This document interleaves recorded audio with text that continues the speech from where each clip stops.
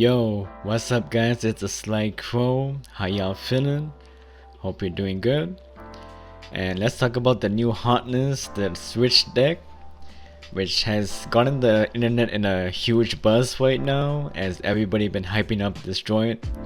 And suddenly everybody is a portable gamer nowadays. And we gotta thank Nintendo for making portable gaming great again with their Switch. You know, being able to play your indie games, your favorite indie games on the go is definitely a good thing to have on the Switch. And the Switch has been getting some bangers as of late, and their first party lineup has been looking stellar as well. Now back to the Steam Deck, you know, there is a lot of promise here with the 7-inch LCD touchscreen. And I do like the capacitive sensors on the sides that do represent if you wanna use the mouse in some of the Steam games, so that's a nice look.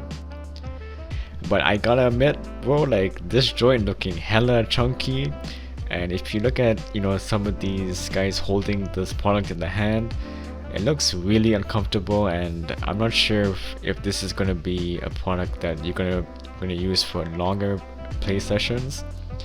So I do think we need to wait for reviews of how this is gonna actually work out if you're gonna be playing in longer play sessions. So ever since Valve came through with this announcement, the internet has been very vocal and hype about it, and I think this hype is a little bit too unwarranted, as people have been saying, oh, since Nintendo didn't deliver on the Switch OLED with no hardware upgrades, Valve is coming through and now they're making a statement of their own on their portable gaming system.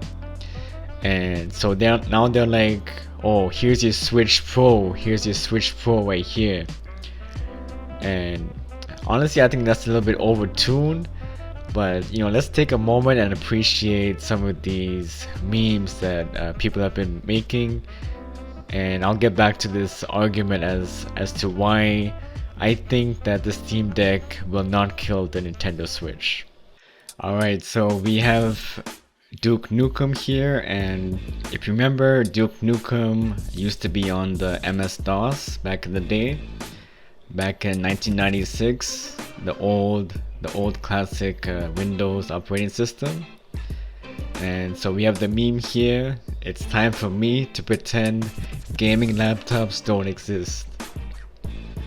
And yeah, the gaming laptop was one of the first entry points of portable PC gaming.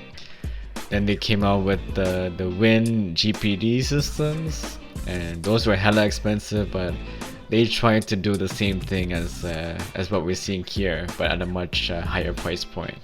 Alright, so we have a pretty savage meme right here. We have the Valve Steam Deck putting a blade into the Switch. And this low-key reminds me of something else that happened recently with Nintendo.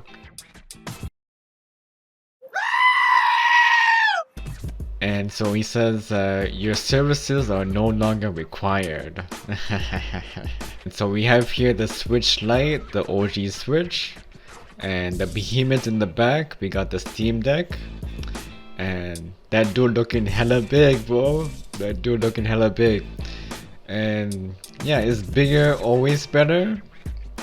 That should be the reverse if you're talking portable, right?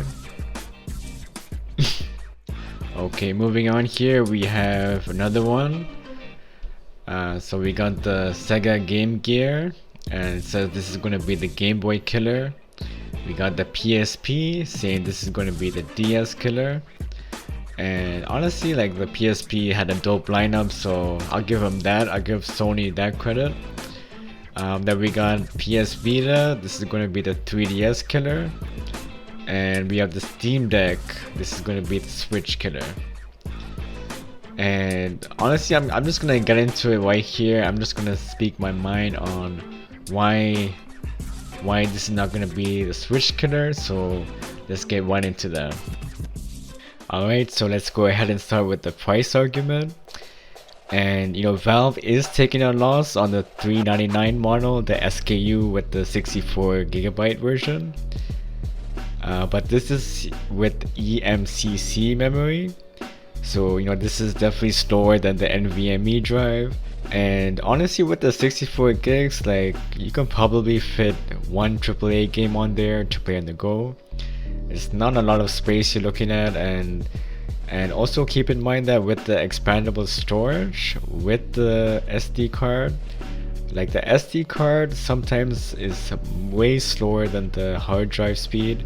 And if you're looking at playing big open world games on the micro SD card, I think you're gonna have some issues with that. Like, it's gonna crash when you try to run it on the micro SD. So that's definitely gonna be a huge issue.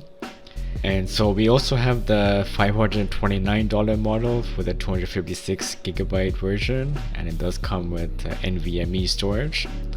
This is honestly the way to go if you're looking at playing more than one AAA game on the go. But at that price point, bro, like, you're looking at like a PS5 price point or Xbox Series X price point. And honestly, like, with that price, it's looking very rough. Unless you really value portability, like, and you're willing to spend that money, it's I guess it'll be a good option for you if you do value portability and if you like taking your Steam games on the go. So when talking about the price, I would give the Nintendo OLED the thumbs up compared to the $529 model, as that seems to be the only option. That's the most decent option if you want to play your Steam library on the go. Okay, so moving on here, let's go on to the power argument. And yeah, sure, you can make the claim that the RDNA 2 chip with 1.6 teraflop performance is much better than what the Switch has with their dated technology. But let's keep it a buck with how well the devs are optimizing their games on the Switch platform. Like, we have like awesome companies who do amazing ports on the Switch. We got Panic Button, who did the pretty good Wolfenstein 2 port, and they've also done the Doom port and a pretty decent port of Warframe as well on the Switch. And how about Capcom, man? They've been killing it on the Switch, and they've been able to put the RE engine on the Switch with the latest game, Monster Hunter Rise.